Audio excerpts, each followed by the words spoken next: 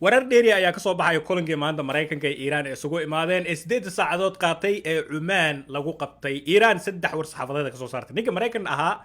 afkii joogda gabay shib waay Mareykan ilaa had wadi la yahay wuxuu kaliya soo dhigay CENTCOM Twitter-kooda ama waxa loo yaqaan X ayaa waxay soo dhigeen sawirada u jeedaan oo ay leeyihiin badda Carabta the Arabian Sea oo Soomaaliya iyo Yemen dhankaas ka marto oo sii gasho dhulkaasi Iran ay intaas soo dhigeen bas laakiin wax hadal ah oo ku saabsan sida maanta xaalka uu ahaa iyo in meeshaas ay guul darro waxay kala soo laabteen ninka Mareykan waa hadli ninka Mareykan hadli jiray fak Iran waa faraxsatay aniga dhan waa yaabanahay marka waya wixii aniga theory fikirkayga waa ku darsanayaa laakiin waxaan rabaa marka hore inaan ka hormaro wasiirka arrimaha dibadda Mareykanka waa fiiriya wasiirka arrimaha dibadda Mareykanka waa kii naga dhaadhiciyay maba la fariisanayna Iran ilaa shuruudahan ay ka aqbasho maxay shuruudaha in laga wada hadlo nuclear-keeda in laga wada hadlo gantaaladeeda dhaadheer ee halista ah in laga wada hadlo muxuu ah isbedel ku yimaado qaabka ay dadkooda oo la macaamilaan ama dadka shacabka Iiraaniyiinta maalmahan jubta lagu hay laftirkooda iyo sidoo kale maleeshiyaadka shiicada ee daadsan dhulka bariga dhexe ilaa Yemen ilaa intaas laga wada hadlo taagaya Marco Rubio ama ay ogolaato Iran inay ka wada hadasho maba la fariisanayna hadalkiisii oo beenoobay horta idin fasaxo wasiirka arrimaha dibadda. Look, I think in order for talks to actually lead to something meaningful, they will have to include certain things. And that includes the range of their ballistic missiles. That includes their sponsorship of terrorist organizations across the region. That includes the nuclear program, and that includes the treatment of their own people. So that's still being... marka Mareykan intaasu ku adkaystay. Mareykan intaasu ku adkaystay waa inaan nuclear-kaada ka wada hadalno, waa inaan gantaaladaada ka wada hadalno, waa inaan dadka dilaysid ka wada hadalno, waa inaan shiicada gurubyadan kooxahan shiicada ah ee amboolada u qaybinaysid iyo hubka iyo rasaasta iyo tababarka iyo waa inaan joojisaa. Intaas oo ma dhihin. Maxaa dhacay marka?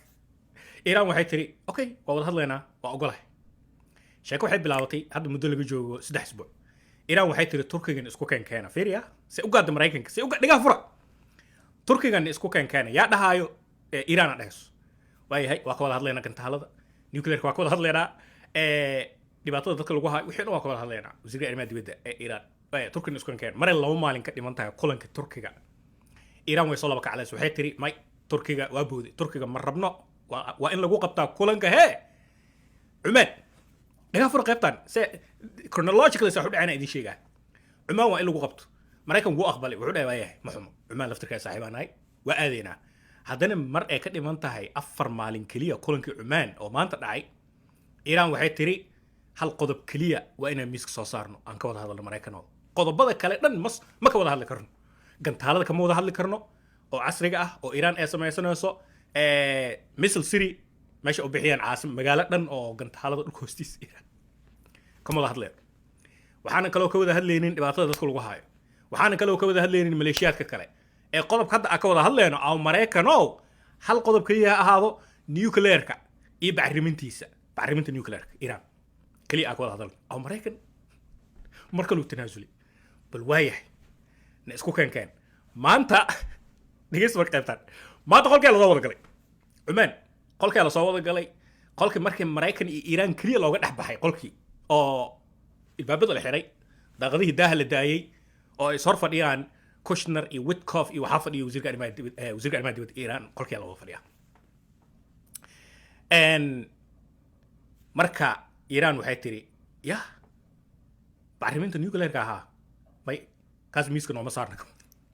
soo jeedaan hadda le waxaa la soo ogaadaba Iran inayba tiriba bacriminta nuclear-ka ay sheegaysid Mareykanoo ani maba dhihinba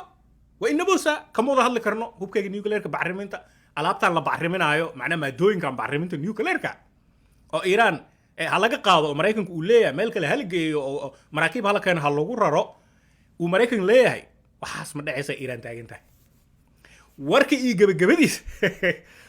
gabagabadiisa meesha wixii la kala ordo 2 bil isku imaano qolkii markii la soo galayba wax miiska saaran oo laga wada hadlay Iran ma jirtay taagan tahay hatta arkaysan waa kaasa kuwii kale oo dhan uu kusoo tanaasulay Mareykan gantaalada waayahay kama wada hadlayno dadka adilaysid waayahay كم وضع لنا ميليشيات الشيعة وياي كم وضع لنا كي نيوكلير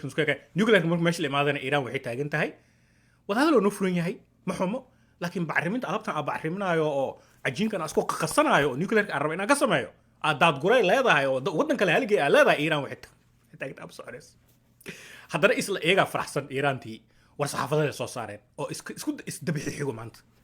ويلين أوكي والله أنا مريك خلصوا قلنا يا إسكو والله عدينا ماشي أس بيا الوعبي مركلنا أسكو معنا رجينا خلاص مريكن كلاكين شب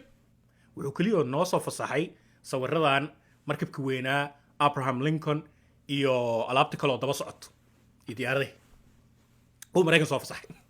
قوصل عن بالله فنيا ورقي قبيديسا وحي لغا ودا الله وحي لو فديي وحي لا قodobki miiska saarnaa oo dhan